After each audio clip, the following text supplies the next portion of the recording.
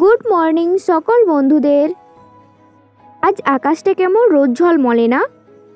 সকালে চা চিড়ে খেয়ে দিনটি শুরু করলাম। আজ আমাদের ঘরে ধান ঝাড়া হচ্ছে, তাই রান্নাবাটির দায়িত্ব এসে পড়েছে আমার উপরে। রান্না করতে এসে দেখি সে কি কাণ্ড।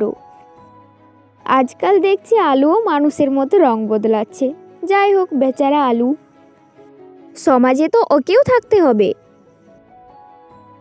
যখন বাড়িতে একটা খেলোয়াড় থাকে কত না ভেগ জানে বাবারে। আহা, সে কি নাচ, নোরা ফাতেও ফেল।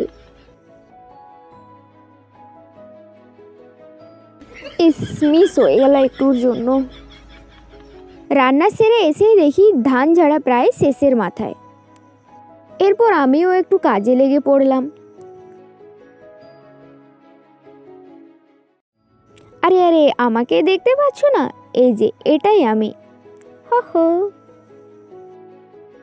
আর এখানে আমার কাজ হলো এগুলো নিয়ে একদিকে রেখে দেওয়া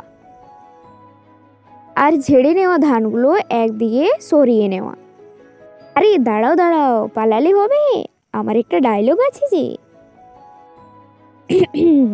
বলছি, বাউরি মেয়ে বটি বস, দরকারে ধান ঝেড়ে দেবো, তাও কারো লেগে চোখে জল ঝরাবো নাই।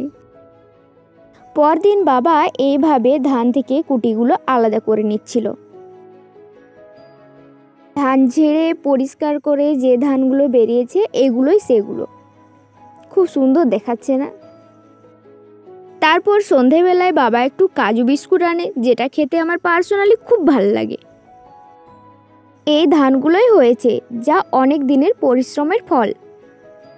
তো আজকের মতো আমার ভিডিও এতটাই। ভালো লাগলে like, comment, share and subscribe করে দিও। সবাই ভালো থাকো, সুস্থ থাকো এবং সাবধানে থেকো। আর দেখা হচ্ছে পরের ভিডিওতে।